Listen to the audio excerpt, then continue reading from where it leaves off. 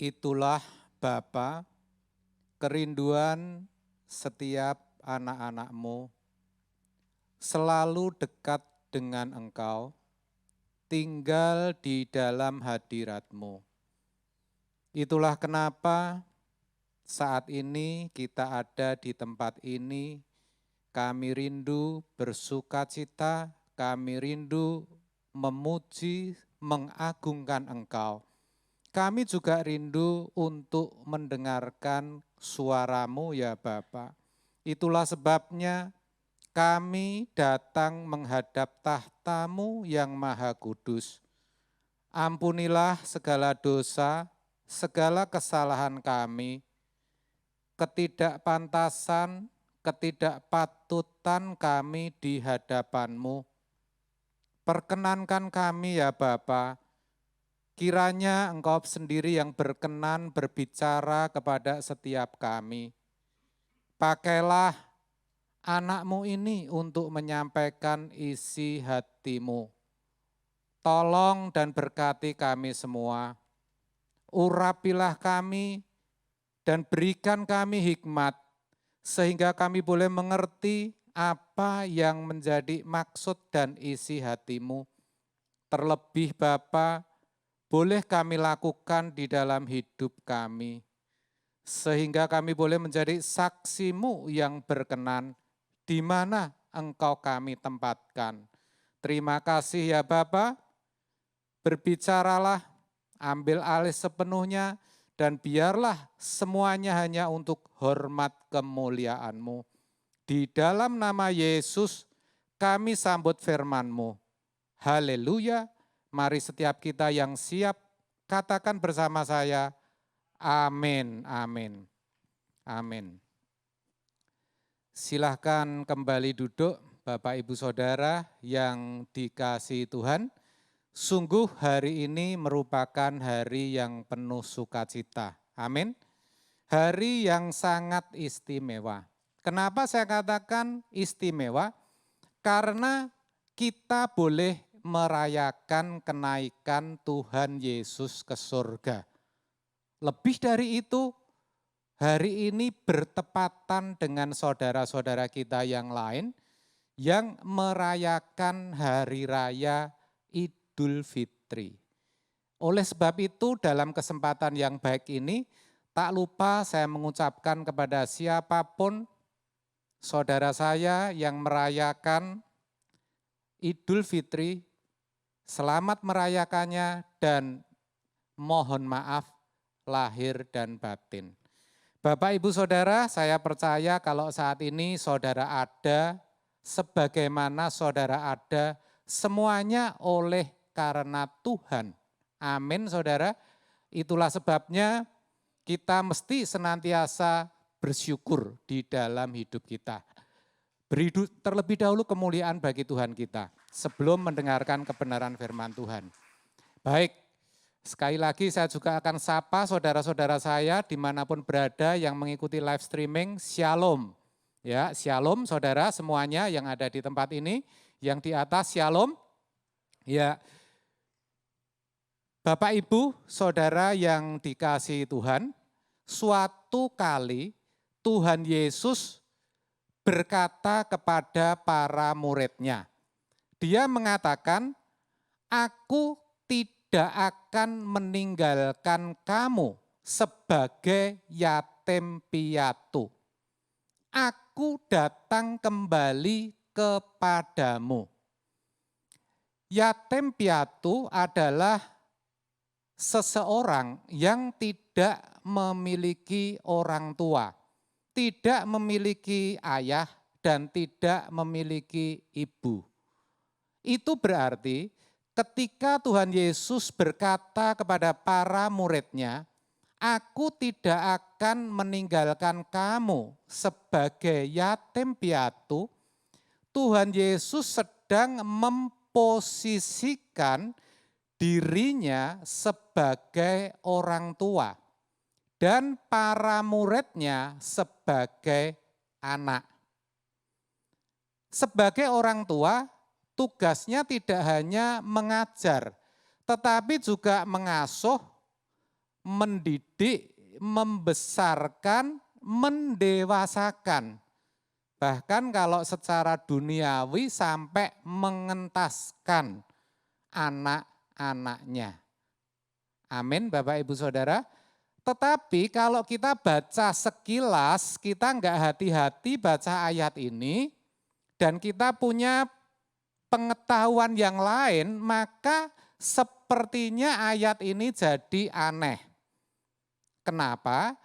Karena ketika Tuhan Yesus berkata, "Aku tidak akan meninggalkan kamu sebagai yatim piatu." Sesungguhnya Tuhan Yesus akan meninggalkan para muridnya. Tuhan akan naik ke surga. Jadi kalimat ini diucapkan sesaat sebelum Tuhan naik ke surga. Coba saudara pikir kira-kira aneh atau tidak. Di satu sisi dia mengatakan, "Aku tidak akan tinggalkan kamu, hai murid-muridku." Tetapi di sisi lain Tuhan tinggalkan para muridnya. Memang di sini dikatakan, "Aku datang kembali kepadamu." Ini Tuhan Yesus yang ngomong. Tetapi sesungguhnya para murid waktu itu tidak tahu kapan Tuhan akan datang kembali. Di dalam Wahyu 3 ayat 3 bagian yang B dikatakan seperti ini. Ini aku akan datang seperti pencuri dan engkau tidak tahu pada waktu manakah aku tiba-tiba datang kepadamu. Artinya apa? Artinya Tuhan tidak menjanjikan kepada para muridnya tanggal, hari, dan waktu yang pasti ia datang kembali kepada para muridnya. Kalau cuma ditinggal 1-2 jam, sehari 2 hari, okelah merantau sebulan 2 bulan, enggak masalah. Ya, tetapi kalau waktunya belum ditentukan, bukankah itu bisa jadi bertahun-tahun saudara? Dan kalau itu yang terjadi, bukankah Tuhan sejatinya sedang menjadikan para muridnya itu yatim piatu? Kan begitu pertanyaannya. Lalu klik, bagaimana mungkin ia tidak akan menjadikan kita? Bagaimana mungkin ia tidak akan menjadikan para muridnya yatim piatu?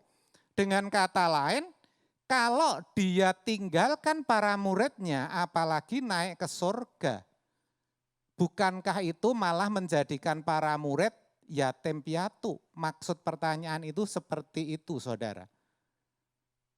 Lalu, atau saya boleh pakai pertanyaan lain, bagaimana ia bisa selalu ada bersama-sama dengan para muridnya? Caranya gimana wong ditinggal kok bisa berada bersama-sama? Kan enggak mungkin saudara. Tetapi satu hal yang kita perlu tahu dan sadari, bahwa perkataan Tuhan Yesus kala itu tidak mungkin salah. Perkataannya selalu ya dan amin. Bagaimana kita bisa mengerti bahwa yang dikatakan Tuhan itu benar adanya? Kita akan coba perhatikan ayat sebelumnya, ayat terkait yang ada di dekatnya, yaitu Yohanes 14 ayat yang ke-16. Dikatakan demikian, "Aku akan minta kepada Bapa dan ia akan memberikan kepadamu seorang penolong yang lain, supaya ia menyertai kamu selama-lamanya." Nah, kalau baca ini kita jadi ngerti, oh ternyata seperti itu maksud Tuhan Yesus. Artinya waktu Tuhan Yesus naik ke surga, Tuhan meminta kepada Bapa supaya memberikan penolong yang lain. Saya percaya penolong yang lain yang diminta Tuhan Yesus kepada Bapa, pastilah suatu pribadi yang sepadan dengan Dia. Satu pribadi yang sehakikat dengan Tuhan Yesus. Satu pribadi yang memiliki kualitas yang sama seperti Tuhan Yesus. Sehingga ia bisa ada, ia bisa menyertai para muridnya selama-lamanya, saudara. Dan pribadi itu tidak lain, tidak bukan adalah pribadi Roh Kudus. Kok tahu Pak pribadi Roh Kudus? Iya, karena setelah itu Tuhan Yesus menemui lagi, ceritanya begitu.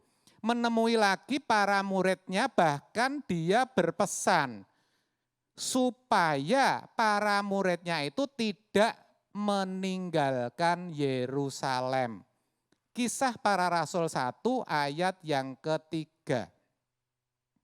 Dan Tuhan Yesus juga memberikan alasannya. Kenapa para muridnya dilarang untuk meninggalkan Yerusalem? Dia jelaskan di Kisah Para Rasul 1 ayat 8. Apa alasannya? Supaya para murid itu menantikan Roh Kudus dinyatakan, Roh Kudus dicurahkan. Supaya para muridnya itu menantikan janji Bapa, yaitu Roh Kudus. Jadi nyambung, ayat yang pertama kita baca tadi ternyata benar, nyambung saudara. Dan apa yang terjadi? Akhirnya kita tahu bahwa apa yang dimohonkan Tuhan kepada Bapa itu dikabulkan. Apa yang diminta Tuhan Yesus kepada Bapa itu diberikan, saudara. Buktinya apa? Buktinya Roh Kudus itu betul-betul dicurahkan. Roh Kudus itu betul-betul dinyatakan. Bahkan ketika Roh Kudus itu turun, disertai dengan tiupan angin yang sangat kencang, suara gemuruh, bahkan tampak lidah-lidah api yang hinggap kepada para muridnya waktu itu. Saudara bisa baca di Kisah Para Rasul 2 ayat yang kedua. Sejak saat itulah saudara, Roh Kudus itu sudah turun dan tinggal diam di dalam diri para muridnya. Tidak hanya itu, sejak saat itu juga Roh Kudus tinggal dan diam di dalam diri setiap orang percaya. 1 Korintus 3 ayat yang ke-16 dikatakan, tidak tahukah kamu bahwa kamu adalah bait Allah dan bahwa Roh Allah diam di dalam kamu? Jelas, Roh Allah diam di dalam kita. Ya, kita adalah bait Allah. Roh Allah itu siapa? Roh Kudus. Roh Kudus itu siapa? Pribadi yang akan menyertai kita, yang memiliki kualitas seperti Yesus. Berarti itu adalah cara keberadaan Allah di dalam diri setiap orang percaya. Jadi keberadaan Allah dalam diri setiap orang percaya itu ada di dalam pribadi yang namanya Roh Kudus, bukan secara fisik yang bisa dilihat mata. Itu juga bukti penyataan bahwa Allah menyertai umatnya selama-lamanya. Dengan kata lain, saya bisa katakan bahwa Tuhan itu selalu ada bagi kita. Seperti tema itu, Yesus selalu ada bagi kita. di setiap keadaan, di segala tempat, di sepanjang zaman, saudara. Terkait akan hal itu, Rasul Paulus mengatakan di dalam Roma 8 ayat 28 seperti ini. Kita tahu sekarang bahwa Allah turut bekerja dalam segala sesuatu. Tadi saya katakan di setiap keadaan itu Tuhan ada. Ini peneguhan untuk mendatangkan kebaikan bagi mereka yang mengasihi Dia, yaitu bagi mereka yang terpanggil sesuai dengan rencana Allah. Tetapi ironi saudara, kebanyakan orang percaya tidak menyadari akan hal ini. Maksudnya apa? Maksudnya tidak menyadari keberadaan Roh Kudus dalam dirinya. Sehingga tanpa sadar Roh Kudus itu dianggap tidak ada. Atau paling tidak dikesankan Roh Kudus itu tidak ada. Dengan demikian kehadiran, keberadaan Roh Kudus di dalam hidup, di dalam diri setiap orang percaya menjadi sia-sia, menjadi tidak berarti. Sepertinya ada Roh Kudusnya, ada Roh Allahnya atau tidak ada Roh Allahnya, orang Jawa bilang podo wae. Ya, sayang bukan saudara? Itu terlihat dari apa? Dari kehidupan kebanyakan, saya katakan, orang percaya. Di mana kita bisa lihat kehidupan kebanyakan orang percaya itu tidak berbeda dengan orang yang tidak mengenal Yesus. Dengan orang yang tidak mengerti Injil. Bahkan kita jumpai tidak sedikit yang lebih buruk, saudara. Lebih buruk. Apalagi ketika menghadapi situasi-situasi yang sulit. Lebih nampak lagi, ada tekanan dalam kehidupan, mengalami kesulitan, ya, kesehatan yang terganggu, sakit yang tidak kunjung sembuh, ya, tantangan dalam hidup, himpitan ekonomi, keluarga yang hancur, berantakan, di tengah penderitaan-penderitaan yang dialami, reaksi orang percaya macam-macam. Enggak jauh beda dengan orang di luar sana. Yang paling gampang dilihat apa? Meninggalkan ibadah. Enggak ke gereja lagi. Itu paling gampang. Saudara bisa perhatikan sendiri dan saudara bisa koreksi diri saudara sendiri. Yang lain apa? Yang gampang itu mengeluh. Ngeluh saudara. Mencari kambing hitam. Karena dengan orang luar enggak berani, dengan orang rumah saudara. Marah-marah, ya, suami marah ke istri, marah ke anak, ya, pukul KDRT. Nanti kalau enggak istri bentak-bentak suami, enggak menghargai, anak tidak diurus lagi. Pelampiasan saudara, ya, piring, gelas dibanting, ya, dirusak barang-barang di rumah. Ada yang pelampiasannya negatif. Tipu sana, tipu sini. Ada yang kelihatannya benar, mau melunasi hutang tapi caranya gali lubang, tutup lubang, saudara. Ngeri, saudara. Yang lebih parah lagi, mempertaruhkan apa yang ada. Lewat apa? Judi. Main perempuan. Apalagi saudara, ada yang lebih parah, mengambil jalan pintas. Ya, ada yang sampai bunuh diri. juga tidak sedikit yang menggunakan kekuatan-kekuatan lain untuk mengatasi persoalan hidupnya. Pergi ke paranormal, bergantung kepada orang-orang tertentu yang dianggapnya mampu untuk menyelesaikan masalahnya. Terkutuklah mereka, Alkitab berkata seperti itu. Nah, bagaimana mungkin kita bisa berkata bahwa orang-orang seperti ini percaya bahwa Tuhan itu ada, saudara? Enggak mungkin.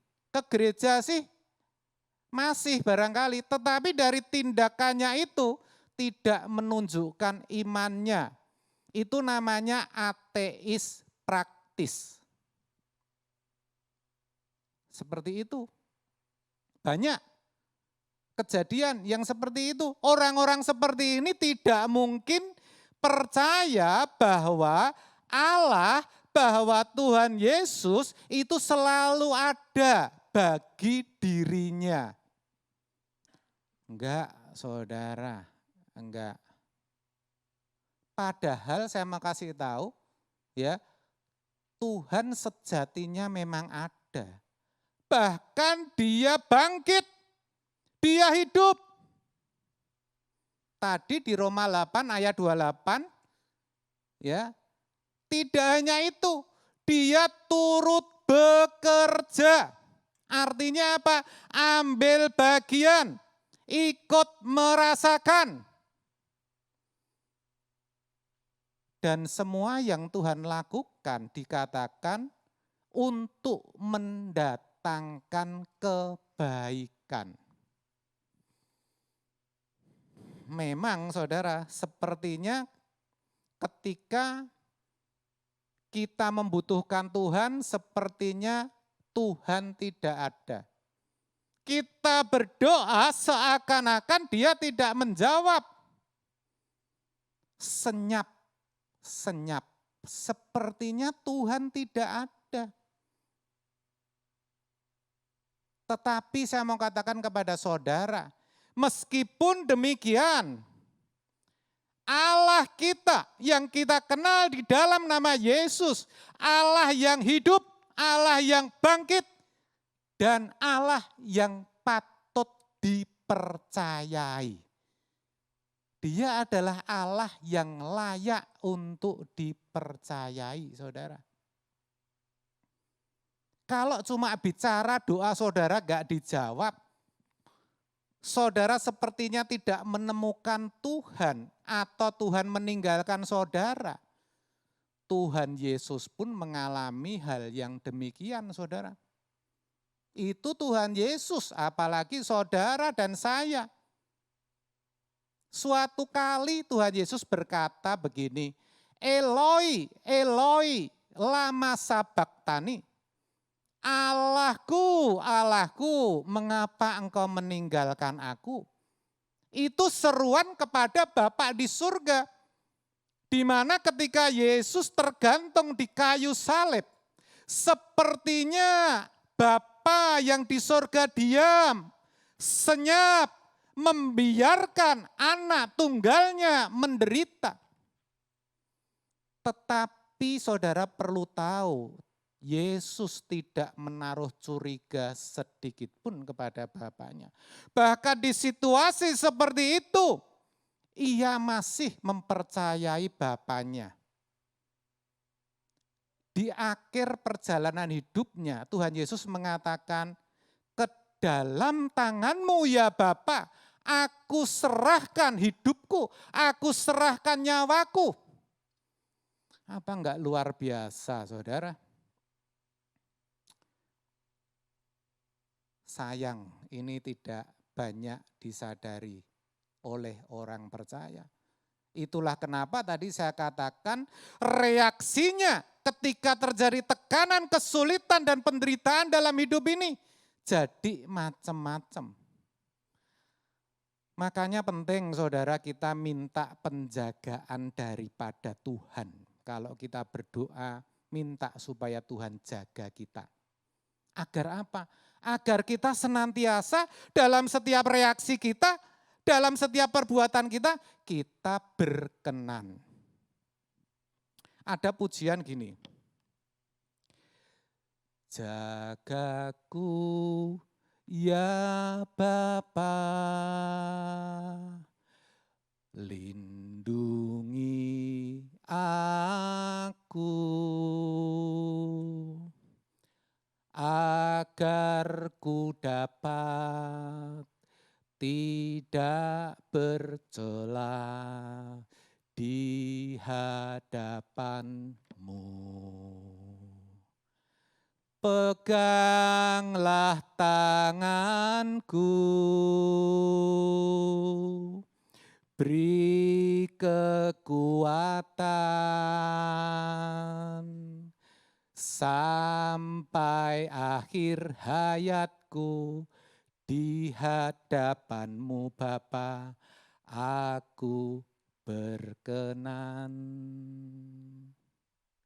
Kau Bapa setia dan tetap setia sampai kapanpun Engkau beserta dalam pergumulan saat kepicikan, nasihat-Mu selalu Kau berikan. Padamu ku percaya dan tetap ku percaya, Kau batu karang perlindunganku. Ku hanya mau pulang ke rumah Bapa tenang, wajah Tuhan Yesus rinduku pandang. Kita minta, makanya saya sering kalau berdoa, saya berdoa supaya Tuhan itu menjaga kita. Dari apa? Dari diri kita sendiri. Dari monster-monster kita yang selalu menuntut untuk dipuaskan. Dilindungi dari apa? Dari roh-roh jahat dan kuasa gelap yang selalu ingin menjatuhkan kita.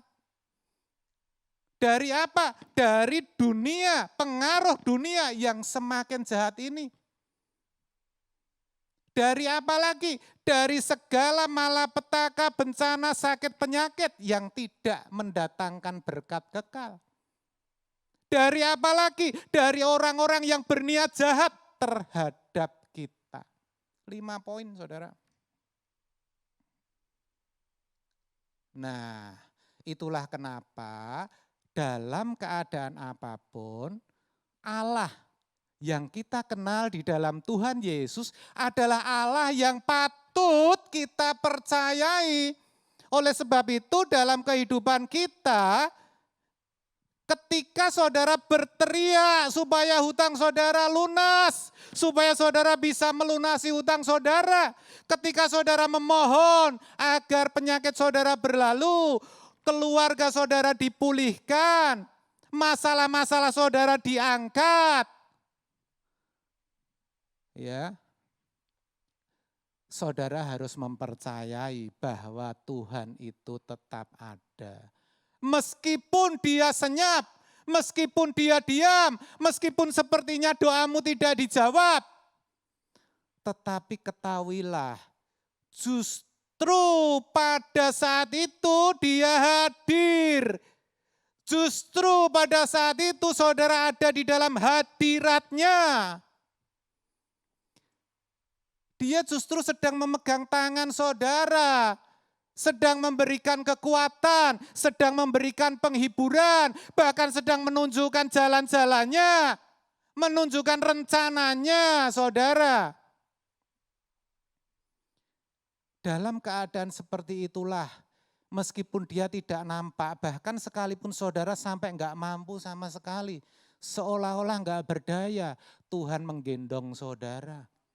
Dia justru sedang membela saudara agar melalui pembentukan itu saudara bisa lulus, saudara tidak binasa. Itu saudara.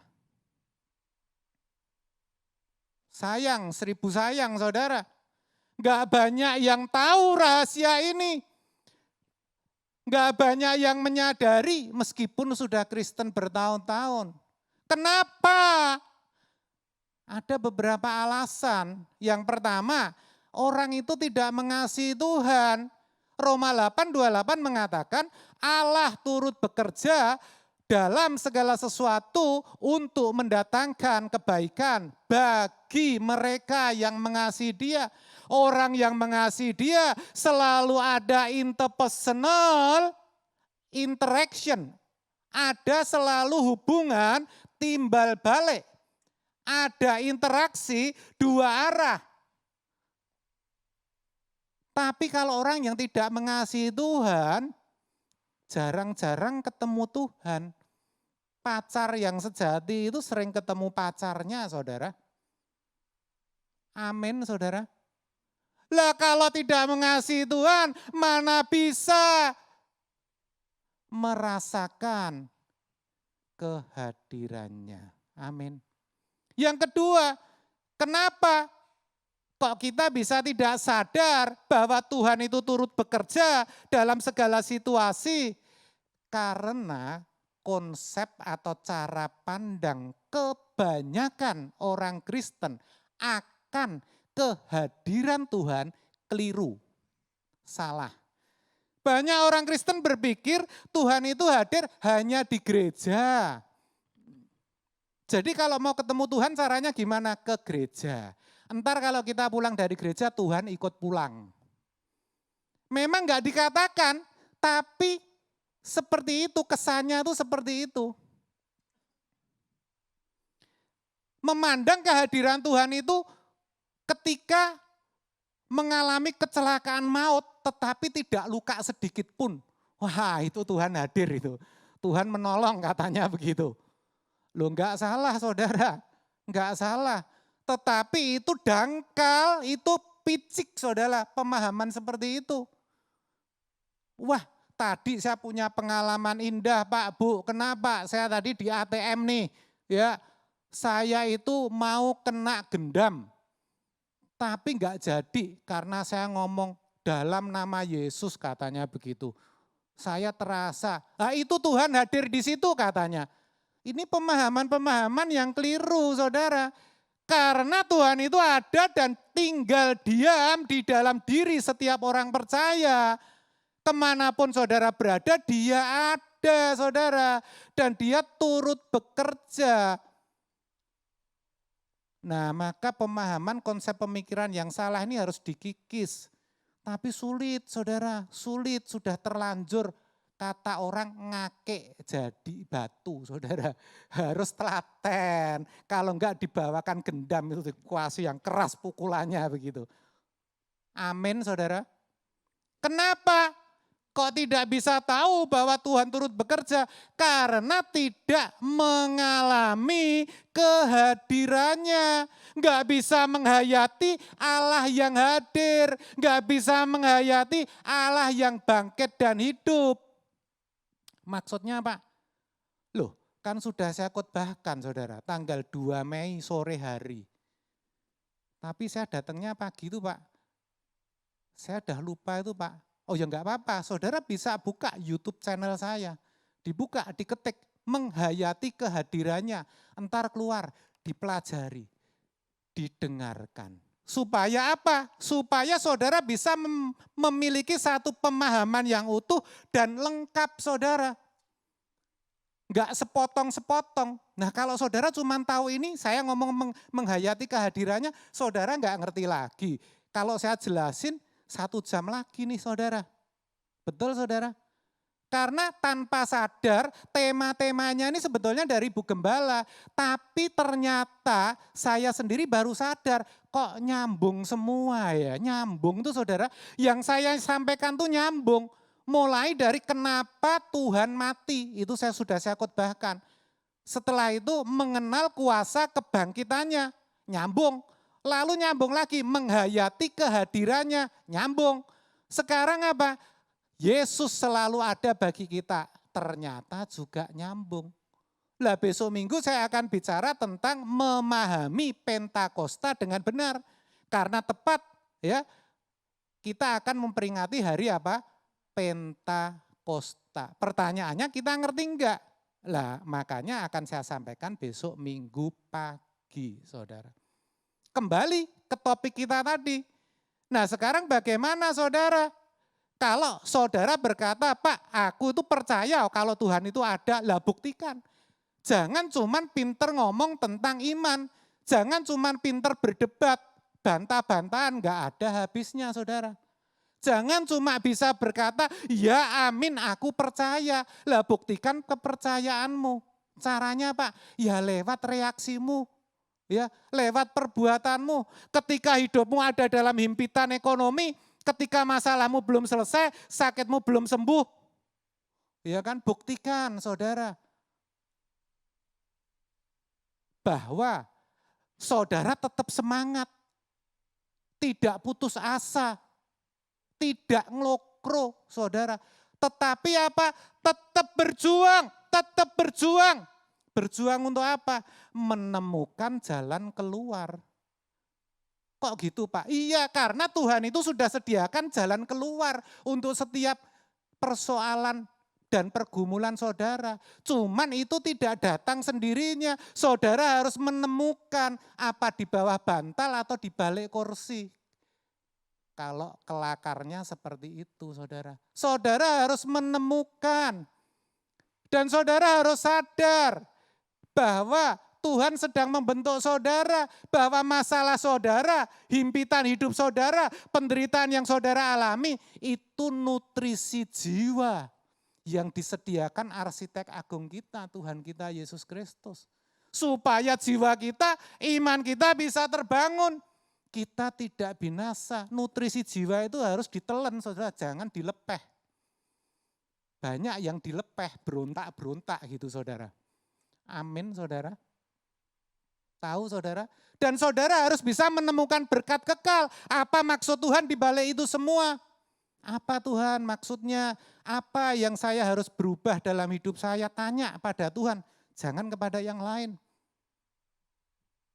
Karena cara Tuhan memang beda. Saudara seperti saya katakan tadi, cara kehadiran Tuhan itu tidak selalu dengan selesainya masalah, sembuhnya sakit penyakit. Ingat enggak saudara, ketika Tuhan Yesus dikasih kabar bahwa Lazarus sakit. Ternyata apa yang terjadi? Apa sakitnya Lazarus sembuh? Enggak tuh, malah mati saudara. Betul enggak saudara?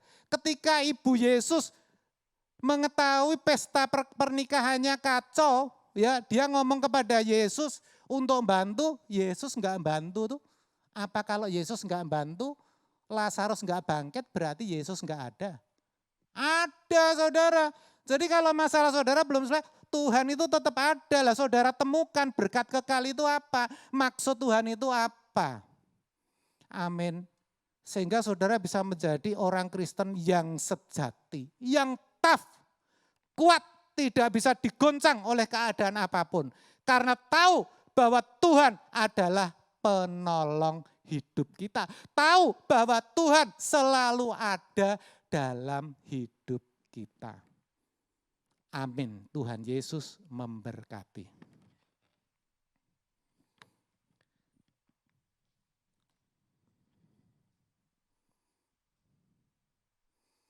Saya undang pemain musik, kita akan pujikan satu pujian. Teksnya bisa ditampilkan dulu Intan. Ya, kita akan baca Tuhan Pembelaku. Kita akan baca sampean, kita akan pujikan ya saudara pujian ini.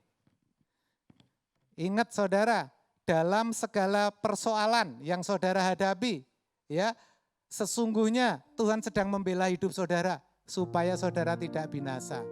Ya, saudara mau katakan amin. Ya, kita pujikan ini. Kemarin sudah saya share di grup AO ya. Saudara yang belum masuk grup AO kalau mau minta masuk daftar sama Pak Steve biar dimasukkan. Oke ya.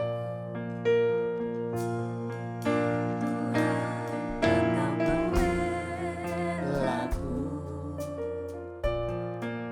di sepanjang jalan hidup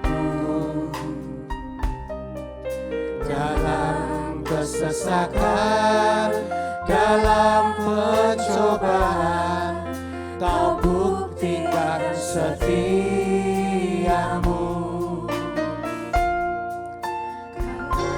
Jiwaku terluka,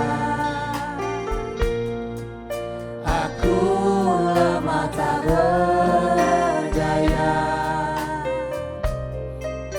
memegang tanganku, Kau beri kekuatan, hiburkan hatiku. Melalui semua itu, Kau mengajarkan jalan-jalan-Mu. Dulu ku tidak mengerti mulia rencana-Mu bagiku. Semua yang telah terjadi mengubahku indah di mata-Mu. Sungguh besar anugerah-Mu, ku ingat kebaikan-Mu selalu. Tuhan, Engkau pembelaku. Tuhan, Engkau pembelaku. Di sepanjang jalan hidupku, dalam kesesakan, dalam pencobaan, Kau buktikan setiamu. Kala jiwaku terluka, aku lemah tak berdaya. Saya ajak saudara bangkit berdiri. Kau pegang tanganku, Kau beri kekuatan, hiburkan hatiku.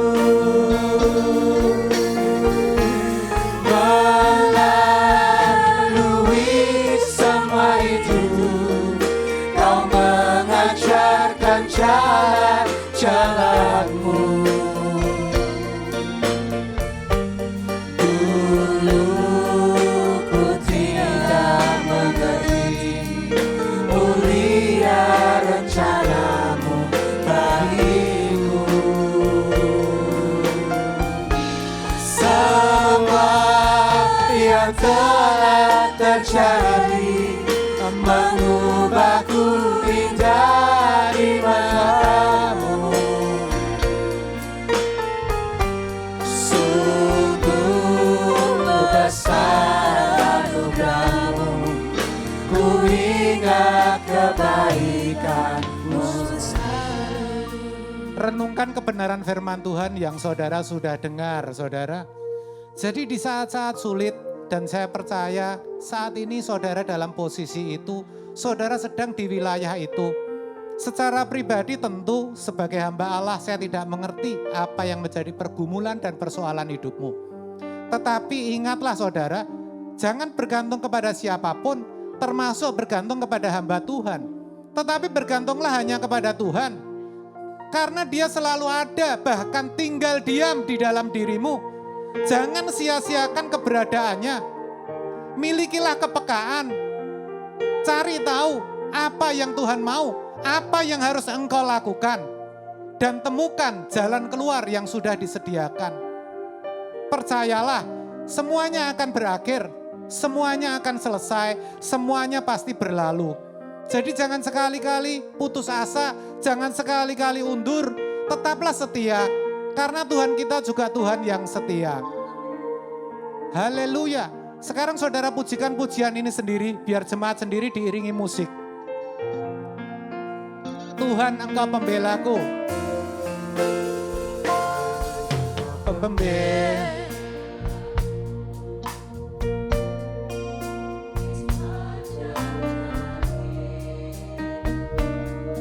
Amin, amin. dalam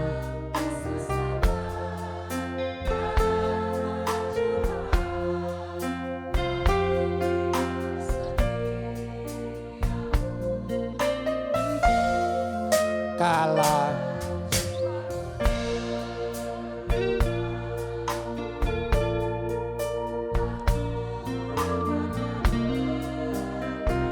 Yes, Kau dengar Tuhan seruan kami.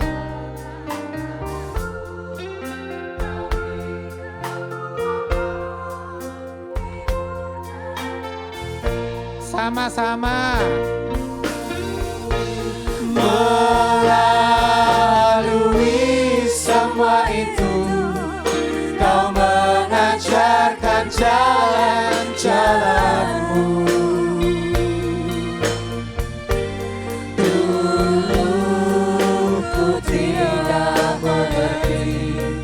Mulia rencanamu bagiku.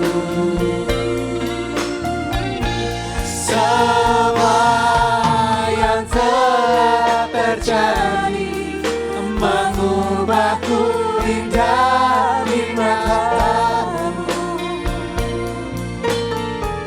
Sungguh besar anugerahmu. Sekali lagi, melalui semua ini, angkat tangan saudara, angkat tanganmu. Melalui semua itu, biarlah kau berserah kepada Tuhan saja. Berserah kepada Tuhan saja. Haleluya. Dulu tidak mengerti mulia rencanamu bagiku. Amin, amin. Semua yang telah terjadi mengubahku indah di matamu. Sungguh besar anugerahmu, ku ingat kebaikanmu selalu. Ku ingat kebaikanmu selalu. Sungguh besar. Sungguh besar anugerahmu, ku ingat kebaikanmu selalu. Sungguh besar anugerahmu ya Bapa. Sungguh besar anugerahmu, ku ingat kebaikanmu selalu. Haleluya, haleluya, haleluya. Bapa, kami tidak bisa berkata apa-apa kepadamu. Sungguh Engkau baik, Engkau mengerti apa yang kami alami, bahkan Engkau turut merasakan. Engkau ambil bagian dalam setiap pergumulan kami. Engkau mengingatkan kami bahwa meskipun sepertinya Engkau senyap, Engkau diam, tetapi justru Engkau sedang pegang tangan kami. Engkau sedang beri kami kekuatan, Engkau sedang hibur kami, bahkan Engkau sedang menunjukkan jalan-jalan-Mu atas kami. Melalui kebenaran-Mu pagi ini, hati kami dibebat ya Bapak.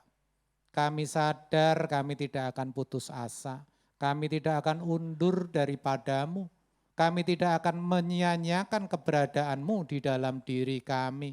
Tapi kami mau berjuang, menemukan jalan keluar yang sudah Engkau sediakan. Terima kasih ya Bapa, terima kasih. Dan kami percaya saat ini yang mendengar kebenaran firman-Mu, bahkan yang melakukan di dalam hidupnya, akan berbahagia. Terima kasih ya Bapa. Terima kasih, di dalam nama Yesus kami sudah berdoa, memohon dan mengucap syukur. Haleluya, setiap kita yang sudah diberkati, katakan bersama saya, amin, amin.